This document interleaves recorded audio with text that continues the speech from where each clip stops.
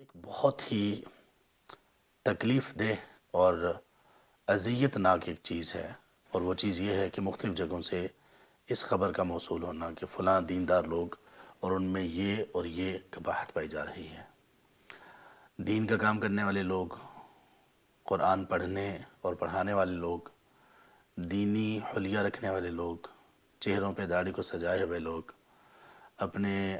چہروں کو حجاب کی زینت سے مزین کی ہوئی خواتین، یا وہ لوگ جو لوگوں میں دینداری کے نام سے مشہور ہیں، ان لوگوں کے بارے میں جب کوئی ایسا شخص جس کا دین سے کوئی تعلق نہیں، وہ یہ کہتا دکھائی دیتا ہے کہ میرے دین سے متنفر ہونے کی وجہ یہ دیندار لوگ ہیں، تو پھر معاملہ بڑا خراب ہوتا ہے، اور اسی طرح سے تب بھی معاملہ انتہائی نازک صورتحال اختیار کرتا ہے جب دیندار لوگوں کی آپس کی نفرتیں سامنے آتی ہیں، بغض، عداوتیں، حسد، کینہ، یہ سب چیزیں جب سامنے آتی ہیں تو تب بھی بہت تکلیف ہوتی ہے۔ یعنی کس طرح سے یہ یقین کیا جا سکے، لوگوں کو کیسے یقین دلایا جا سکے کہ جو دین پر چلنے والے لوگ ہیں ان میں یہ والی چیزیں جو دین میں بہت ہی چھوٹی تصور کی جاتی ہیں، ایسی چیزیں ہیں کہ جن کی وجہ سے انسان وہ نفس میں جو حمیت اور غیرت ہے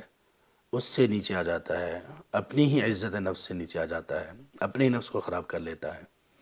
تو اس طرح کی چیزیں جو ہم کسی عام انسان کے بارے میں جو شعور اور عقل رکھنے والا ہو اس کے بارے میں ہمارا تصور ایسا نہیں ہوتا، تو پھر کس طرح سے ان چیزوں کے بارے میں تصور کیا جا سکتا ہے کہ وہ دینداروں میں پائی جائیں، اور خاص طور پر ان دینداروں میں جو دین کی طرف لوگوں کو بلانے والے ہیں۔ آپ لوگ مجھے یہ بتائیے کہ کیسا لگے گا آپ کو کہ کوئی شخص یہ کہے کہ میں دین سے متنفر ہوا یا ہوئی فلاں دیندار کی وجہ سے۔ ہاں، اس میں یہ پہلو بھی ہوگا، آپ کے سامنے آئے گا کہ بہت سارے دیندار ایسے ہوں گے کہ جن سے متنفر ہونے والے لوگ، ان میں قصور متنفر ہونے والوں کا ہوگا، یہ بہت دفعہ ہوگا، اس میں کوئی دوسری بات نہیں ہے۔ لیکن اگر 100 میں سے 20%، 30%، ایون 10%، ایون 5% بھی اگر کچھ ایسے لوگ ہوئے جو دین سے متنفر صرف دینداروں کی وجہ سے ہوئے، تو بتائیے اس سے زیادہ شرمسار کرنے والی کون سی بات ہوگی؟ سبحان اللہ! کیسے یہ تصور کیا جا سکتا ہے کہ مساجد سے متعلق لوگ، منبر و محراب پر براجمان ہونے والے لوگ، لوگوں کو قرآن اور سنت کی دعوت دینے والے لوگ، آپس میں غیبت، چغلی، حسد، بغض، یہاں تک کہ فحش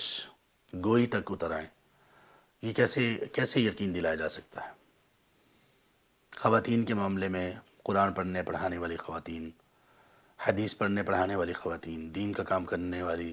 والی خواتین، ان کے متعلق جب یہ ہمیں علم ہو کہ آپس میں بغض کی انتہا ہے، آپس میں معاملات شدید الجھے ہوئے ہیں، تو کیسا محسوس ہوگا؟ یا آپ لوگوں کو کیسا محسوس ہوگا تب جب ایک نان پریکٹسنگ شخص یہ کہے کہ میں جانتا ہوں پریکٹسنگ لوگوں کو جو فجر کی نماز بھی نہیں پڑھتے، دین سے متعلق کوئی شخص ہو، کوئی مرد ہو یا کوئی خاتون، وہ دین کا کام کرنے والے ہوں، ان کا حلیہ اسلامی ہو، لوگ ان کو اسلام اور دین اور پریکٹسنگ مسلم اور مسلمہ کے طور پر جانتے ہوں، لیکن ان کا نماز فجر کو لیٹ کرنا ان کا معمول بن چکا ہو، یہاں تک کہ سورج نکلنے کے بعد نماز ادا کرنا یہ معمول بن چکا ہو، تو مجھے بتائیے کہ کیا محسوس ہوگا آپ کو؟ یا پھر یہ کہ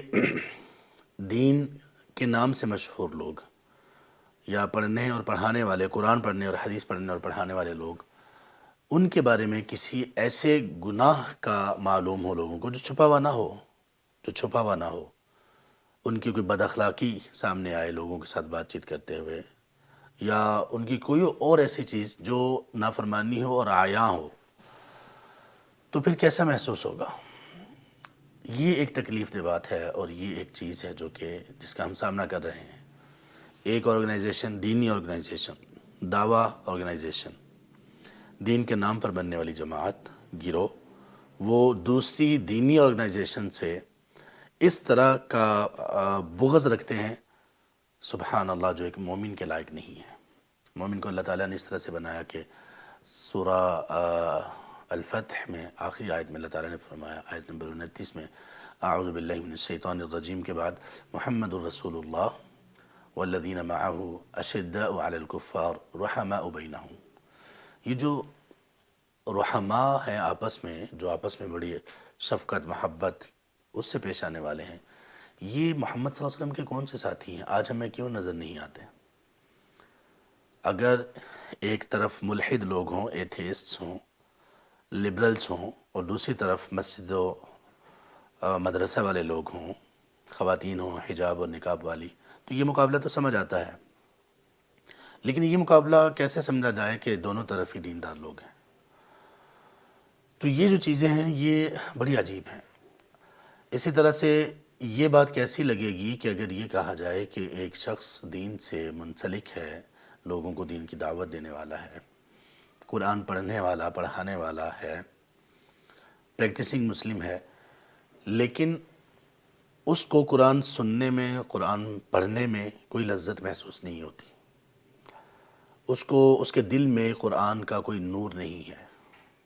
اس کے دل میں ایمان کی حلاوت، سویٹنس، ایمان کی لذت، اس سے وہ بیچارہ محروم ہے۔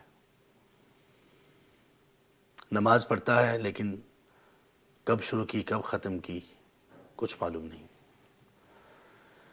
یہ جو ساری چیزیں میں آپ لوگوں کو بتا رہا ہوں، یہ سب چیزیں انفارچونیٹلی، بدقسمتی سے دیندار لوگوں میں پائی جاتی ہیں، ہم لوگوں میں پائی جاتی ہیں۔ ان چیزوں کے پائے جانے کا سبب کیا ہے؟ سبب یہ ہے کہ ہم نے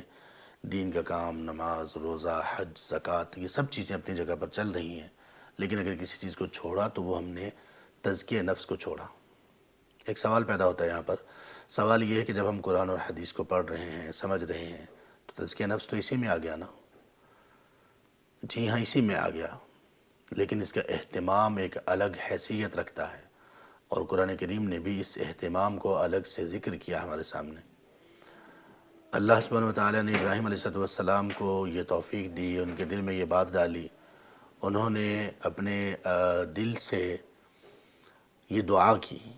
اور وہ دعا بھی انتہائی مقدس جگہ پر، انتہائی مقدس کام کرتے ہوئے، دنیا کا سب سے بابرکت، سب سے پاکیزہ اور اللہ کو سب سے محبوب جو ٹکڑا ہے وہاں پر، اور اس ٹکڑے میں اللہ کے سب سے پہلے گھر کی تعمیر کرتے ہوئے، وَإِذْ يَرْفَعُ إِبْرَاهِيمُ الْقَوَاعِدَ مِنَ الْبَيْتِ وَإِسْمَاعِيلُ، سورۃ البقرہ کے آیت نمبر 129 میں وہ دعا کیا ہے؟ رَبَّنَا وَابْعَثْ فِيهِمْ رَسُولًا مِنْ أَنفُسِهِمْ يَتْلُو عَلَيْهِمْ آيَاتِهِ وَيُزَكِّيهِمْ وَيُعَلِّمُهُمُ الْكِتَابَ وَالْحِكْمَةَ، بلکہ سورۃ البقرہ میں یزکیہم آخر میں ہے، یتلو علیہم آیاتہ وَيُعَلِّمُهُمُ الْكِتَابَ وَالْحِكْمَةَ وَيُزَكِّيهِمْ۔ یہ دعا ابراہیم علیہ السلام نے جو اللہ تبارک و تعالیٰ کے الہام سے، جو اللہ نے ان کے دل میں ڈالا، اللہ نے ان کو یہ توفیق بخشی، تو اس میں دیکھیے کہ 4 چیزیں ہیں کہ اللہ ان میں کیسے رسول کو مبعوث فرمائیے، انہی میں سے ہو جو کیا کرے، یتلو علیہم آیاتہ، نمبر 1 تلاوت آیات، نمبر 2 یعلمہم الکتاب، کتاب کی تعلیم دے، والحکمہ، نمبر 3 حکمت کی تعلیم دے۔ اور امام شافعی رحمہ اللہ وغیرہ کے نزدیک جب کتاب و حکمت اکٹھے آئیں تو کتاب سے مراد کتاب اللہ، کلام اللہ، اور حکمہ سے مراد حدیث رسول اللہ صلی اللہ علیہ وسلم مراد ہوتے ہیں۔ اب یہاں یہ قرآن اور سننا ہو گئے، تلاوت بھی ہو گئی اور ان کی تعلیم بھی ہو گئی، احکامات کو سمجھ لیا، سمجھا لیا، یہ بھی ہو گیا، اب باقی کیا رہ گیا؟ سب کچھ تو اس میں آ گیا نا، لیکن نہیں، وَيُزَكِّيهِمْ، اس کو الگ سے ذکر کیا گیا، وَيُزَكِّيهِمْ، ان کا تزکیہ کریں۔ اس رسول، اے اللہ رسول بھی مبعوث کیجئے، اور اے اللہ اس رسول کو اس طرح کا ہونا چاہیے، یہ کام وہ رسول کریں۔ تو اس کا مطلب یہ ہے کہ دین سے جڑے ہوئے لوگ، لوگوں کی تربیت پر جو فائز لوگ ہیں اس امت کے، جو انبیاء کے پیچھے انبیاء والا کام اور ان کے سلسلے کو، دعوت کے سلسلے کو آگے چلا رہے ہیں، وہ لوگ اسی پیٹرن پر چلیں گے تو تب کامیابی ہے۔ یہ تزکیہ نفس ہے۔